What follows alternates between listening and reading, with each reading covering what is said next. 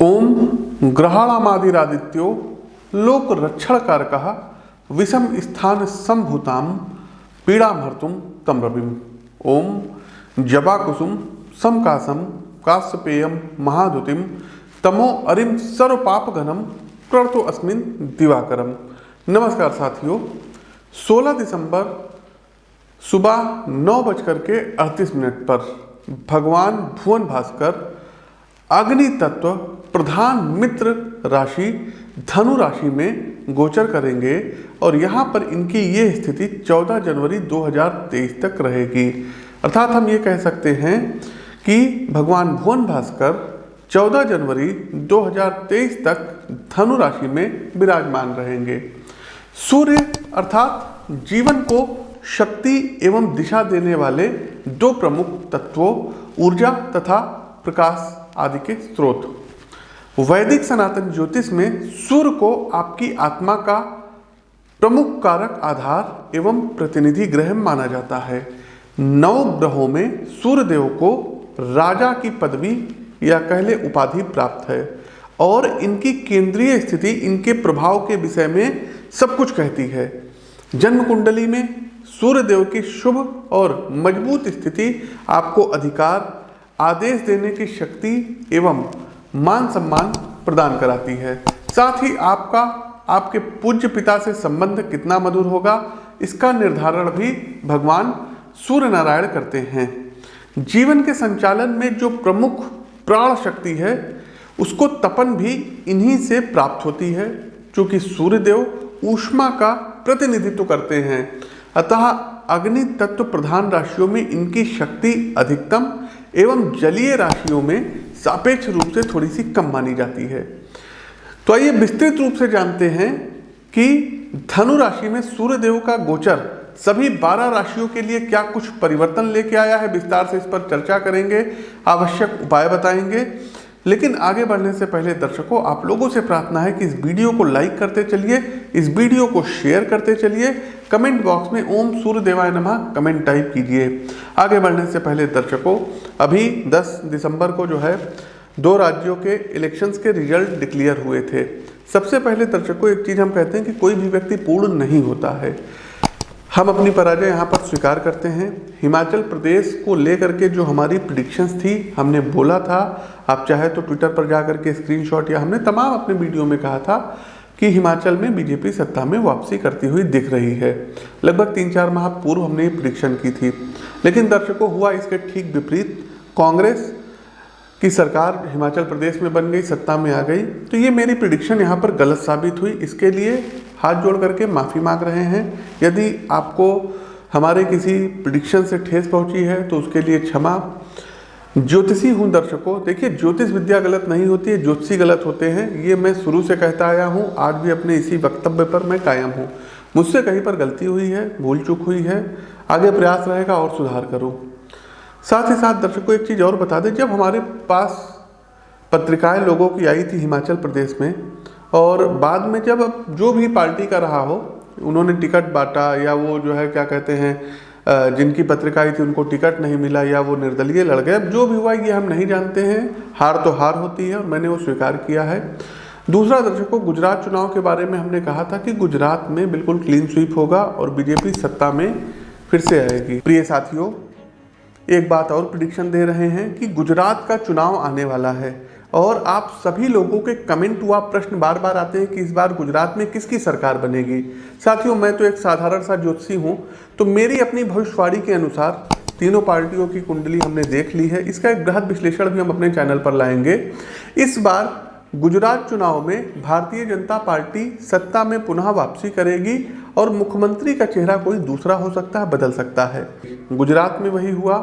अभी ट्विटर पर 1 हफ्ते पहले हमारे पास जो है ट्विटर के माध्यम से एक पत्रिका आई थी और रवीन जडेजा जी की पत्नी की वो पत्रिका थी।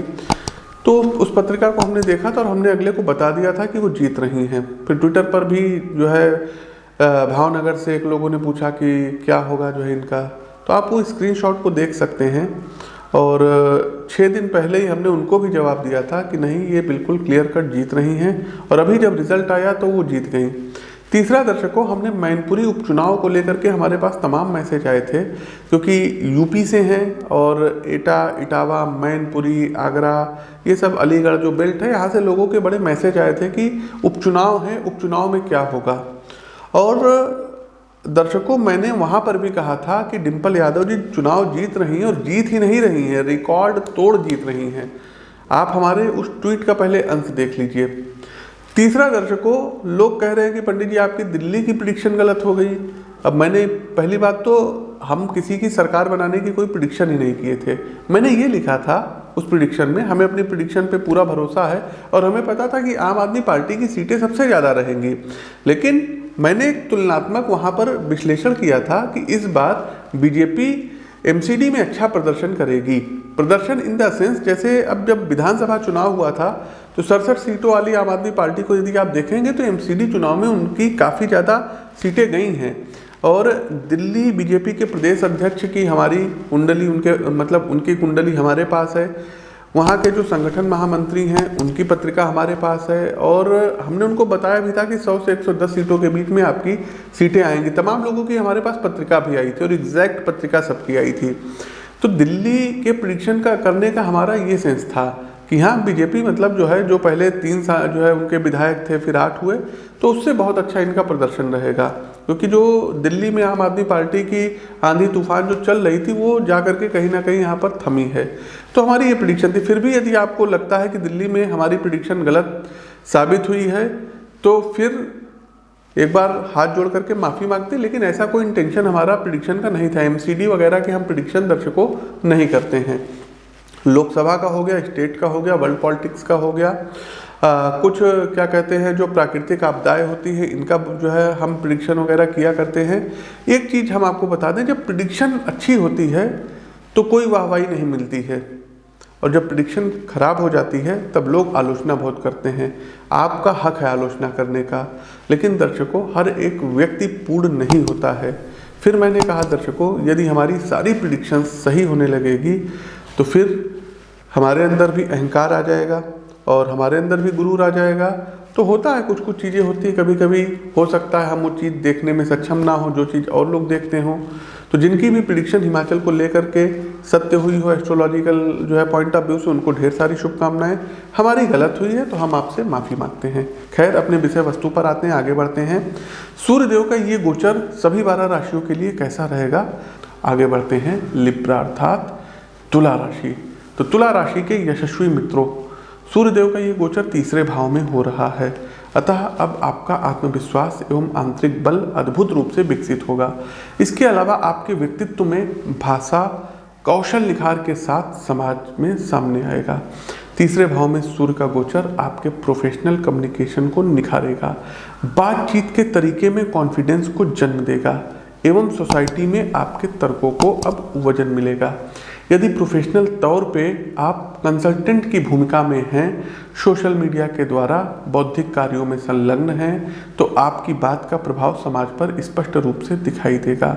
आपके क्लाइंट जो भी दिशा निर्देश आपके रहेंगे उससे सकारात्मक रूप से प्रभावित होंगे।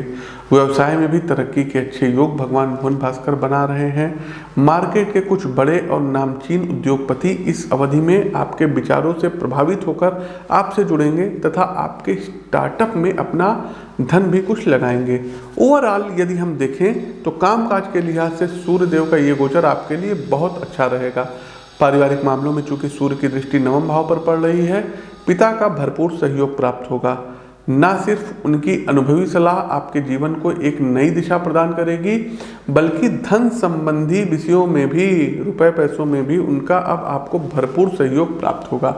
उपाय के तौर पर करना क्या रहेगा, तो देखिए साथियों, रविवार का उपवास रखिए। साथ ही साथ दर्शकों, आप लोगों को संडे वाले दिन तांबे के लोटे में जल भर करके भगवान भोलेनाथ पर अभिषेक करना होगा। संडे वाले दिन 1.25 मीटर लाल वस्त्र का दान भी धर्म स्थान पर करना शुभ रहेगा। दिन लगाइए। तो साथियों, ये तो था सूर्यदेव का धनु राशि में गोचर का सभी 12 राशियों पर फल। कैसा लगा कमेंट बॉक्स के माध्यम से अवगत कराइए। और फिर कह रहे हैं दर्शकों, प्रेडिक्शन होती है, कोई यहाँ पर जो है इंसान ही है, मानवीय भूल हुआ करती है।